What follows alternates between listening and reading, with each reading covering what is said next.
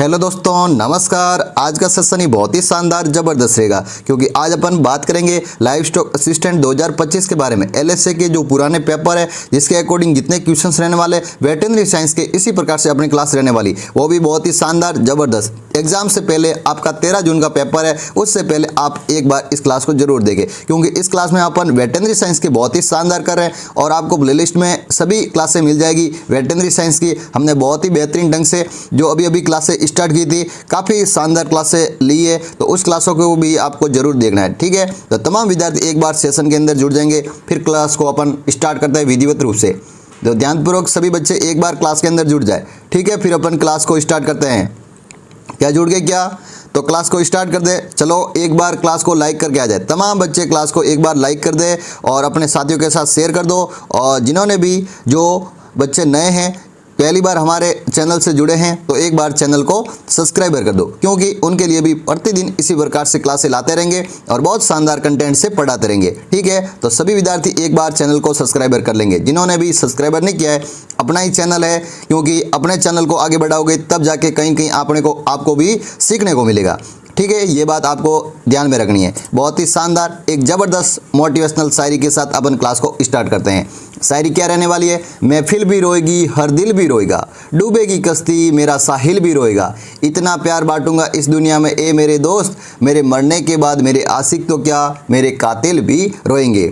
इसलिए बहुत आपको एक साधारण इसी प्रकार से कहते हैं कि पढ़ाई के स्टूडेंट जो रहते हैं नॉर्मल वे में अपनी वेशभूषा रहनी चाहिए और बहुत ही अच्छे इंसान बनकर अपने को जीवन व्यतीत करना चाहिए, क्योंकि जितने अच्छे इंसान रहकर अपन जीवन व्यतीत करते हैं उनका हमेशा नाम रहता है, सफलता हासिल करते हैं और वो हमेशा ऊंचाई पर अपने कदम छूते हैं। तो इसलिए आपको भी एकदम साधारण और एकदम उच्च विचार रख के जीवन जीना चाहिए, क्योंकि विद्यार्थी जीवन में जितना साधारण रह पाओ उतना साधन रहोगे तब जाके सफलता आपके हाथों में लगेगी। नहीं तो वो कहते हैं कि आपको भटकाने के साधन बहुत सारे रहते हैं आजकल। ठीक है, तो अब अपन क्लास को स्टार्ट कर लेते हैं। ठीक है, पहले ही क्वेश्चंस को आगे बढ़ेंगे। पहला ही क्वेश्चन आज की क्लास में, आज अपन 30 क्वेश्चंस करने वाले हैं। इससे पहले आप कोई भाई जानकारी रहने वाली है तो चलो जानकारी भी दे देते हैं। जो भी नए बच्चे जुड़े उनके लिए स्पेशल जानकारी, और जिन्होंने भी ये जानकारी पहले भी सुन रखी है और अभी तक हमारी ई बुक परचेज नहीं किया है तो आज का लास्ट ऑफर है, क्योंकि अब के बाद आप ई बुक नहीं ले पाओगे, क्योंकि फिर हमारी उड़ान एग्रीकल्चर क्लासेज के द्वारा ई बुक को बंद कर दिया जाएगा, क्योंकि फिर आप पढ़ नहीं पाओगे। इस ई बुक को कम से कम आपको 3 या 4 दिन दोगे तब जाके इसमें 1800 से ज़्यादा क्वेश्चंस पढ़ पाओगे, क्योंकि इसमें आप करंट अफेयर्स तो आराम से पढ़ लोगे। जिसने राजस्थान जीके को आराम से पढ़ रखा है या नॉर्मल, वो 1 दिन 2 दिन में 700 क्वेश्चन तो पढ़ सकता है। ठीक है, फिर करंट अफेयर्स के 200 क्वेश्चन जनवरी से मई तक आराम से 1 दिन में पढ़ सकता है। राजव्यवस्था 100 क्वेश्चंस पढ़ सकता है, दैनिक विज्ञान 200 क्वेश्चंस पढ़ सकता है, कंप्यूटर के 100 क्वेश्चंस पढ़ सकता है। एक वेटरनरी साइंस और एक जीके को छोड़कर सारे सब्जेक्ट आप 1 दिन में पढ़ सकते हो। तो 1 दिन तो इनका मान लो, 2 दिन इनके मान लो, 3 दिन में आप 1800 क्वेश्चंस आराम से पढ़ सकते हो, मात्र 33 रुपये में। कितने दिन में? 3 दिन में 1800 क्वेश्चंस 33 रुपये में। कितना ज़्यादा पैसे नहीं है भाई। ऑफर आज केवल रात 12 बजे तक, क्योंकि इसके बाद इस ई बुक को बंद कर दिया जाएगा। फिर कहोगे सर हमारे को ई बुक लेनी है, लेकिन आपको लेने से कोई फ़ायदा नहीं होगा, क्योंकि आपने पढ़ाई तो की नहीं है। फिर जाके कहाँ से नंबर आएंगे, फिर जाके आप कहाँ से सही कर पाओगे। हमने पैसे खर्च कर लिए, 33 रुपये लगा दिए और आपने ई बुक भेजी थी लेकिन हम पढ़ नहीं पाए, तो बाद में ख़रीदने से कोई फ़ायदा नहीं है। इससे बेटर है कि आज ई बुक को परचेज कर लो। फिर ये क्लास के बाद अपन आज के बाद आज लास्ट ऑफर चला देंगे। कल के बाद अपन इस ई बुक का प्रचार नहीं करेंगे, क्योंकि कई बच्चे फिर बाद में लेंगे तो उनको पढ़ने पर कोई असर नहीं पड़ेगा और वो फिर कहेंगे सर हमने पैसे आपसे दे दिए थे। हमारे को पैसे की आवश्यकता नहीं है, आपके पढ़ाई की आवश्यकता है। पढ़ाई अमूल्य है, पैसे इंपॉर्टेंट नहीं है। तो ध्यान में रखें ये जानकारी। जिनको भी ई बुक लेनी है आज ही संपर्क कर लेना, फिर इस ई बुक को बंद कर देंगे। ठीक है, ये देखो रे नंबर, इस नंबर पर आपको कांटेक्ट कर लेना। जिन्होंने भी ई बुक परचेज करना चाहते हैं, वो कहते हैं कि सर हम लास्ट में पढ़ लेंगे और लास्ट में आपसे ख़रीद देंगे, उनके लिए भी ये जानकारी आज विशेष रहने वाली है। तो इस नंबर पर ध्यानपूर्वक देख के तमाम विद्यार्थी सुन ले। इस क्लास को ज़्यादा से ज़्यादा अपने साथियों तक शेयर करें, क्योंकि इस क्लास से आपको ये इन्फॉर्मेशन मिल रही है कि ई बुक को आज अपन लास्ट के लिए चला रहे हैं। फिर आपका 13 जून का पेपर है, उस समय आप इतना पढ़ नहीं पाओगे, इसलिए आपको ज़्यादा से ज़्यादा अभी आज ही खरीदना है, जिनको भी खरीदना है। ठीक है, इस नंबर पर आप कांटेक्ट कर सकते हैं, मैसेज कर लेना, व्हाट्सएप के जरिए आपको ई बुक परचेज करवा दी जाएगी। ठीक है, अब अपन राजस्थान में वेटनरी साइंस के जो कितने आपके क्वेश्चंस रहेंगे, 30 क्वेश्चंस आज वो करने वाले हैं भाई। लाइव स्टॉक असिस्टेंट के लिए बहुत ही शानदार क्लास रहने वाली है, तो तमाम विद्यार्थी पहले ही क्वेश्चंस पर आ जाएंगे।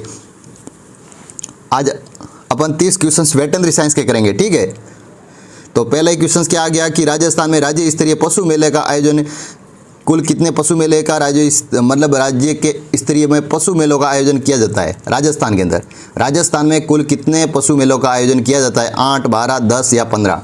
राइट आंसर बता देंगे 10। बिल्कुल 10 पशु मेले जो राज्य द्वारा मानित है अपने राजस्थान में, राज्य स्तरीय पशु मेले जो अपने राजस्थान के लिए वो मेले भरते हैं और अच्छी खासी इनकम भी उनसे होती है राजस्थान को। ठीक है, तो ये इसका ध्यान में रखना। ठीक है, इसका राइट आंसर हो जाएगा 10 मेले राजस्थान में। अगले क्वेश्चन की ओर आगे बढ़ जाएंगे। अगला क्वेश्चन से बहुत ही बेहतर रहेगा भाई, बहुत ही शानदार रहेगा। आपकी स्क्रीन पर आ गया, देख लीजिए। तमाम बच्चे देखेंगे कि पशु पोषण आहार प्रयोगशाला कहाँ पर स्थित है। पशु पोषण आहार प्रयोगशाला कहाँ पर स्थित है, राइट आंसर बता सकते हैं। बिल्कुल सिंपल सा क्वेश्चन है, शानदार क्वेश्चन है, बहुत ही जबरदस्त क्वेश्चन है। तो जामडोली जयपुर है जो पशु पोषण आहार प्रयोगशाला स्थित है। बिल्कुल राइट आंसर बता रहे हो, बिल्कुल शानदार आंसर बता रहे हो। ये और इम्पोर्टेंट सवाल है आपके लिए, तो आपके एलएसए के लिए इम्पोर्टेंट सवाल रहने वाला भाई, क्योंकि पशु पोषण आहार प्रयोगशाला का जामडोली जयपुर ये क्वेश्चन आ सकता है एग्जाम में। ठीक है, अगले क्वेश्चंस की ओर आगे बढ़ेंगे। ये देखो रहा, बहुत ही जबरदस्त प्यारा सा क्वेश्चंस आ गया भाई कि गोमती सागर जो पशु मेला राजस्थान में किस स्थान पर आयोजित होता है, और जिला भी साथ में बताना भाई। और एक और मेला है वो भी भरता है, उसके बारे में भी आपको जानकारी बतानी। कमेंट सेक्शन के माध्यम से धड़ाधड़ आप आंसर लिख सकते हैं। तो गोमती सागर पशु मेला कहाँ है, झालरापाटन कहाँ पर है, झालावाड़ के अंदर। और चंद्रभागा पशु मेला भी कहाँ है, झालरापाटन में, वो भी झालावाड़ में दोनों मेले जो पशु मेले भरते हैं, एक तो गोमती सागर पशु मेला, एक चंद्रभागा पशु मेला, ध्यान में रखेंगे। इनकी तिथियां भी ध्यान में रखना, क्योंकि तिथियों से भी एग्जाम में क्वेश्चंस बनता है। ये देखो रहा, आपके लिए बहुत ही खास सवाल आया भाई कि राजस्थान में पशु चिकित्सा व पशु विज्ञान विश्वविद्यालय कहाँ पर स्थित है भाई। पशु चिकित्सा एवं पशु विज्ञान विश्वविद्यालय कहाँ पर स्थित है, राइट आंसर बता सकते हैं। बिल्कुल अच्छा क्वेश्चन है, बहुत ही शानदार। एलएसए भाइयों के लिए बहुत ही ज़बरदस्त क्लास रहने वाली है।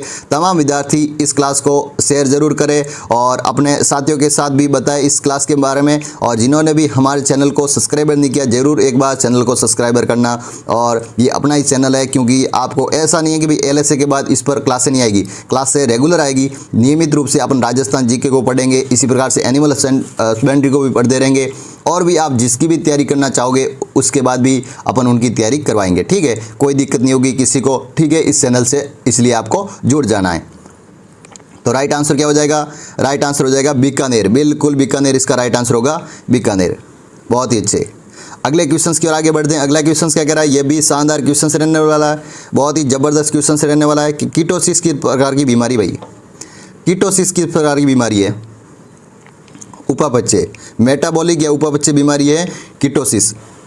मिल्क फीवर है जैसे कि ये उपापचय बीमारी है, इसी प्रकार से अलग अलग बीमारी रहती है जो कीटोसिस या उपापचय बीमारी कहलाती है भाई।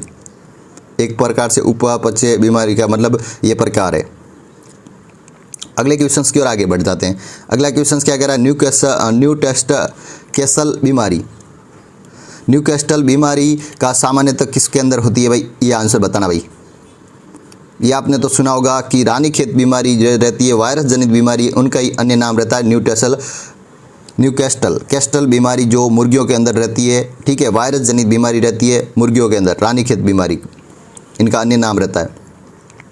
अगले क्वेश्चन की ओर आगे बढ़ जाएंगे। अगला क्वेश्चन सी बहुत ही बेहतर है कि निम्न में से कौन सी बीमारी जो वुडन ट्रंक के लक्षण को प्रदर्शित करती है, वुडन ट्रंक के लक्षण को प्रदर्शित करती है, कौन सी बीमारी है, राइट आंसर बता सकते हैं। बिल्कुल अच्छा क्वेश्चन है, एक्टिनोबैसिलोसिस। एक्टिनोबैसिलोसिस है एक प्रकार की क्या है, वुडन टंग लक्षण को प्रदर्शित करती है ये बीमारी, राइट आंसर हो जाएगा बी। बहुत ही शानदार और प्यारे से क्वेश्चंस एग्जाम में आने लायक क्वेश्चंस बनाए हैं, तो तमाम विद्यार्थी इस क्लास को बिना स्किप किए पूरी एंड तक जरूर देखना, क्योंकि इस क्लास में आपको बहुत सारी चीज़ें सीखने को मिलेगी। लोकजा अवस्था किस प्रकार की बीमारी है भाई, किस बीमारी को कहा जाता है लोकजा अवस्था बीमारी, राइट आंसर बता सकते हैं। बिल्कुल टिटनेस को ही कहा जाता है लोकजा ठीक है, लॉकजा अवस्था की बीमारी रहती है टिटनेस।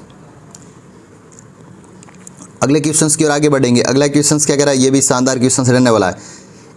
इन बीमारियों में से कौन सी जो प्रोटोजोआ जनित नहीं है भाई, कौन सी बीमारी है जो प्रोटोजोआ जनित नहीं है?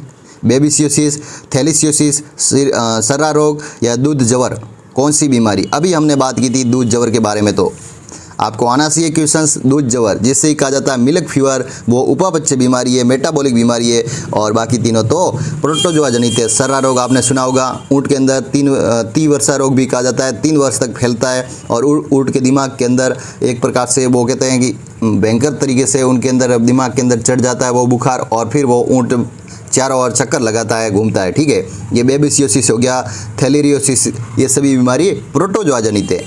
बहुत ही अच्छा क्वेश्चन है, ऐसे क्वेश्चन आपको एग्जाम में देखने को मिलेंगे। तो तमाम बच्चे ऐसे क्वेश्चनों को बार बार देखें और बार बार पढ़े, ताकि एग्जाम के अंदर क्वेश्चंस गलत ना हो। कौन सा रोग वायरस जनित है भाई? वायरस जनित कौन सा रोग है? टिटनेस है, जिसे धनुषवायु कहते हैं, लंगड़ा बुखार है, खुरपका मुहपका है, या सर्रा है? कौन सा राइट आंसर होगा?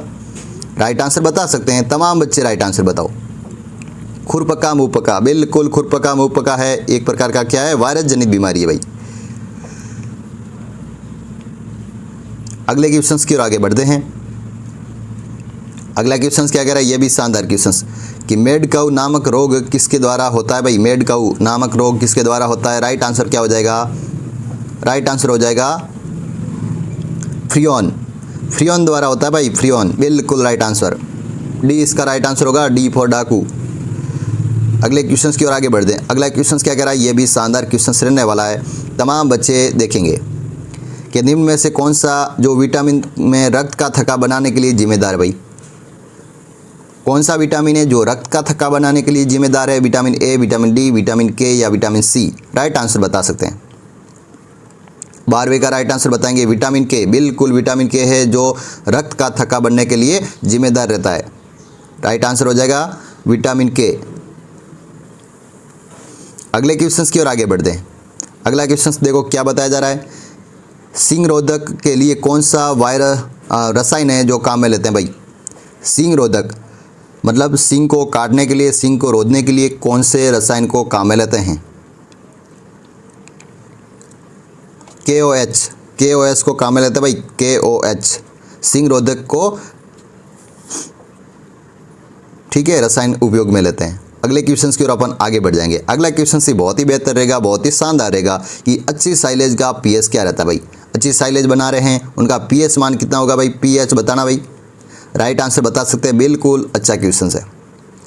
क्या होगा? 4.2 से 4.5%, 4.2 से 4.5% रहता है अच्छी साइलेज में पीएच मान। अच्छा क्वेश्चंस था, बहुत ही शानदार। ये जितने भी पुराने पेपरों में आए हुए क्वेश्चंस, वो क्वेश्चंस आपको करवा रहे हैं, और प्रतिदिन इसी प्रकार से वेटरनरी साइंस की जो हमने क्लासें लगाई, उसके अकॉर्डिंग आप जितने भी क्वेश्चंस पढ़ रहे हो वो क्वेश्चंस एक बार देख लेना, मेरा मानना है, क्योंकि एग्जाम में आने लायक ऐसे ही क्वेश्चंस रहेंगे। और जितनी भी हमारी प्लेलिस्ट लग रखी है वो सारी प्लेलिस्ट आपको देख लेनी है, तुरंत मतलब थोड़ी स्पीड में देख लेना, ताकि आपके पास समय भी मतलब बच सके और आराम से आप सारी क्लासों को देख पाए। ठीक है, ज़्यादा बड़ी क्लासें नहीं है, आप आराम से देख सकते हो दिन भर में आराम से बैठकर। तो तमाम विद्यार्थी एक बार पुरानी क्लासें भी जरूर देखना, क्योंकि वेटरनरी साइंस से हमने जितनी भी क्लासें अभी ली है वर्तमान में, वो क्लासें बहुत ही शानदार है और ज़बरदस्त है, एग्जाम की दृष्टि से बहुत ही महत्वपूर्ण रहेगी, क्योंकि उसके अकॉर्डिंग हमने जितने भी पुराने पेपर है, जैसे कि जेट हुआ, एग्रीकल्चर सुपरवाइजर हुआ, ए हुआ, AA हुआ, LSA हुआ, और भी जितने भी LSA मतलब अधिकारी वगैरह रहते हैं, उनके डॉक्टर्स के भी एग्ज़ाम रहते हैं, वो सारे मतलब जितने भी पेपर थे वो पेपरों से क्वेश्चंस लाए और आपको अभी करवा रहे हैं। तो तमाम विद्यार्थी जितनी भी पुरानी क्लासें, ऐसा नहीं है कि कोई क्लास के अंदर मतलब नॉर्मल सवाल है या बिना एग्जाम में आई हुआ, ऐसा एक क्वेश्चंस भी नहीं मिलेगा। जो वेटरनरी साइंस की जितनी भी क्लासें हैं सारी आप एक बार देख लेना, सारे क्वेश्चंस एग्जाम में सब चुके हैं। ठीक है, ये आपको जानकारी बता दी, ताकि जो बच्चे पुरानी क्लासें देखना चाहे वो भी देख लेना। ठीक है, तो विटामिन B12 एक रासायनिक नाम है, किसका रासायनिक नाम है विटामिन B12 का? राइट आंसर बताओ। साइनोकोबालेमिन, साइनोकोबालेमिन विटामिन B12 का रासायनिक नाम है। आपको जितने भी विटामिन दे रखे हैं उनके आपको रासायनिक नाम आने चाहिए। ठीक है, जितने भी रासायनिक नाम रहते हैं उनके रासायनिक नाम आने चाहिए, जैसे विटामिन A का रेटिनॉल, B का थाइमिन और पाइरिडॉक्सिन, विटामिन B6 रहता है। तो इसी प्रकार से आपको सारे विटामिन्स के नाम आने चाहिए। ठीक है, अगले क्वेश्चन की ओर आगे बढ़ जाएंगे। अगला क्वेश्चन आपकी स्क्रीन पर आ रहा है, बहुत ही शानदार, ये भी ज़बरदस्त क्वेश्चन रहेगा। क्या बताया जा रहा है, पहले तो आराम से प्रश्नों को पढ़ लो कि निम्न में से कौन सा जो वसा घुलनशील विटामिन, जो वसा में घुल जाता है ऐसा विटामिन कौन सा है, वसा घुलनशील विटामिन। राइट आंसर बता सकते हैं, बिल्कुल विटामिन ए, वसा घुलनशील विटामिन ए, डी ई के, ए डी ई और के, ये वसा विले विटामिन रहते हैं। और बी और के ध्यान रखना, बी के, ठीक है, बी के आ जाए तो ये जल विले है, और ए डी ई के आ जाए तो ये वसा विले विटामिन रहते हैं, ध्यान में रखेंगे। अच्छा क्वेश्चन था। अगले क्वेश्चन की ओर आगे बढ़ जाएंगे। अगला क्वेश्चन ही बहुत ही बेहतर है कि भैंस की किस प्रजाति में त्वचा का रंग जो तांबे जैसा रहता है, भाई तांबे जैसा रंग, भैंस की कौन सी नस्ल के अंदर ये रंग पाया जाता है, बदावरी हो जाएगा ना, बिल्कुल ये उत्तर प्रदेश के आसपास जो आगरा मथुरा के आसपास पाई जाने वाली जो बदावर क्षेत्र है वहाँ की बदावरी भैंस है, ठीक है, तांबे जैसा रंग होता है। और बदावरी में जो फैट परसेंटेज रहता है वो 12 से 14% के मध्य रहता है, फैट परसेंटेज, सबसे ज़्यादा फैट परसेंटेज रहता है भैंसों के अंदर बदावरी में। राइट आंसर ये हो जाएगा, ठीक है। अगले क्वेश्चन की ओर अपन आगे बढ़ जाएंगे। अगला क्वेश्चन क्या कह रहा है, ये भी शानदार क्वेश्चन रहेगा एग्जाम की दृष्टि से कि बकरी का जो गर्भकाल कितने मतलब दिन का होता है, भाई दिन बता देना। आपको 155 दिन दिख रहा है ना, बिल्कुल मैंने बता दिया था, जो 150 से ज़्यादा है तो बकरी है और 150 से कम है तो भेड़ है, ये ध्यान में रख लेना, ठीक है। फिर आपको 5 का 7 का ऐसा फ़र्क मिल सकता है, क्योंकि 145 से 147 भी आ सकता है, 145 से 148 भी आ सकता है, या 148 से 51 के मध्य आ सकता है बकरी का। तो इसके मतलब 150 से इर्द गिर्द सबसे ज़्यादा है तो वो बकरी हो जाएगी, और 150 के आसपास कम है थोड़ा तो वो हो जाएगी भेड़। इसी प्रकार से आपको ध्यान में रखना है। अगले क्वेश्चन की ओर आगे बढ़ जाएंगे। अगला क्वेश्चन से बहुत ही बेहतर रहेगा कि भेड़ में समागम की क्रिया क्या कहलाती, भाई भेड़ में समागम की क्रिया क्या कहलाती है। राइट आंसर बता सकते हैं, बिल्कुल अच्छा क्वेश्चन है, शानदार क्वेश्चन है, एग्जाम की दृष्टि से बहुत ही महत्वपूर्ण सवाल रहेगा। राइट आंसर हो जाएगा टपिंग। भेड़ में समागम की क्रिया क्या रहती है, टपिंग रहती है। कवरिंग तो रहती है घोड़े में, कपलिंग रहती है सुअर के अंदर, और सर्विंग रहती है गाय के अंदर, गाय के भैंस के अंदर भी रहती है, और मुर्गी के अंदर भी सर्विंग ही रहती है, ये भी ध्यान में रखेंगे। अच्छा क्वेश्चन। अगले क्वेश्चन की ओर आगे बढ़ जाएंगे। अगला क्वेश्चन ही बहुत ही बेहतर है कि सुअर के मांस को क्या कहते हैं, भाई सुअर के मांस को क्या कहते हैं। राइट आंसर बताओ। राइट आंसर हो जाएगा पोर्क। पोर्क कहा जाता है सुअर के मांस को। सेवॉन किसे कहा जाता है, या चेवॉन कहते हैं, वो बकरी के मांस को कहते हैं। मटन किसे कहते हैं, भेड़ के मांस को कहते हैं। बीफ किसे कहते हैं, गाय के मांस को कहते हैं। व्हील किसे कहते हैं, गाय का जो बछड़ा रहता है उसके मांस को कहते हैं। केरा बीफ किसे कहते हैं, भैंस के मांस को कहते हैं, ठीक है। वेनिसोन किसे कहा जाता है, हिरण के मांस को कहते हैं। इसी प्रकार से आपको सभी टर्मिनोलॉजी आनी चाहिए, ठीक है, एग्जाम की दृष्टि से महत्वपूर्ण रहती है। अब इस अगला क्वेश्चन क्या कह रहा है, ये भी शानदार क्वेश्चन रहने वाला है कि राष्ट्रीय ऊँट अनुसंधान केंद्र कहाँ पर है, भाई जोड़बीड़ बीकानेर में, बिल्कुल जोड़बीड़ बीकानेर के अंदर है ऊँट अनुसंधान संस्थान, बिल्कुल अच्छा क्वेश्चन है। अगले क्वेश्चंस की ओर आगे बढ़ेंगे। अब एग्जाम है नज़दीक, तो ज़्यादा से ज़्यादा आपको क्या करना है, प्रश्नों को सॉल्यूशन करना है, ज़्यादा से ज़्यादा क्वेश्चनों को करना है। जितने भी क्वेश्चन करवा रखे हैं वो सारे क्वेश्चंस एक बार पढ़ लेना, ताकि एग्जाम के अंदर किसी भी तरह से कोई भी क्वेश्चंस गलत ना बैठे। तो जितनी भी पुरानी क्लासें सभी क्लासें देख लेना, आपको विनती की जाती है, क्योंकि उन क्लासों से खूब सारे एग्जाम के अंदर क्लास के अंदर से मतलब क्वेश्चंस बनने वाले हैं। तो तमाम विद्यार्थी पुरानी क्लासें भी आप स्पीड में भी जरूर देखना, लेकिन देख लेना ताकि एग्जाम के अंदर फ़ायदा हो सके, ठीक है। मुर्गी का सामान्यतः तापक्रम कितना रहता है, 160 डिग्री या 106 डिग्री फ़ारेनहाइट, बिल्कुल 106 से 160 डिग्री फ़ारेनहाइट रहता है भाई मुर्गी के अंदर सामान्यतः तापमान। साहिवाल निम्न में से किस प्रकार का पशु की नस्ल है, भाई साहिवाल क्या है, एक प्रकार की गाय है, बिल्कुल गाय है। भारतीय गायों में सबसे दूध देने वाली, सबसे ज़्यादा दूध देने वाली गाय की नस्ल है, और विदेश में पूछ ले तो होल्स्टीन फ्रीजियन बता देंगे, ठीक है। इसी प्रकार से मीठा दूध भी रहता है साहिवाल के अंदर, लैक्टोज की मात्रा भी सबसे ज़्यादा पाई जाती है। ये भी सभी चीज़ें ध्यान में रखेंगे आप।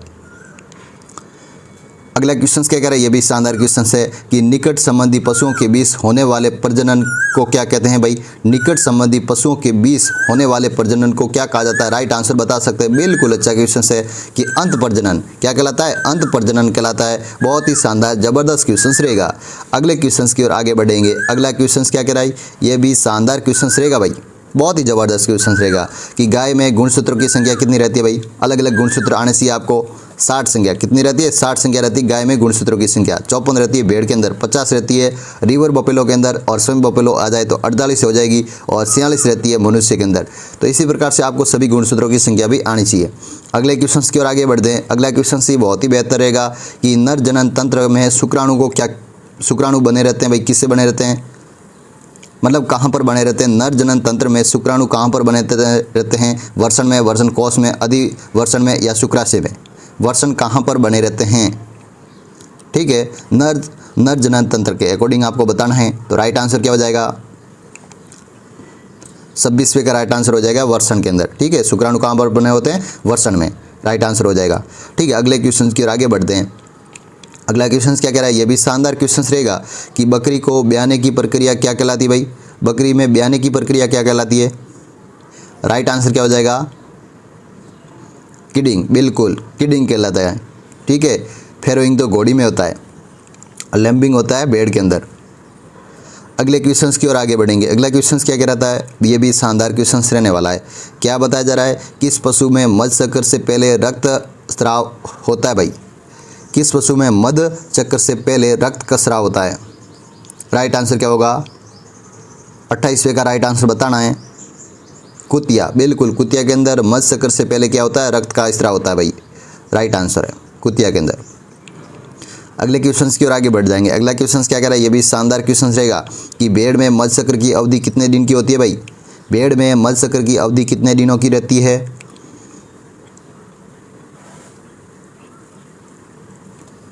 16.5 दिन या 16 दिन के आसपास रहती है। 17 दिन भी मान सकते हैं, 16 से 17 दिन। ठीक है, बकरी के अंदर 20 दिन, गाय के अंदर रहती है भाई 21 दिन, भैंस के अंदर भी 21 दिन, और 23 दिन रहती है ऊँटनी के अंदर। ध्यान में रखेंगे। अगले क्वेश्चन की ओर आगे बढ़ते हैं।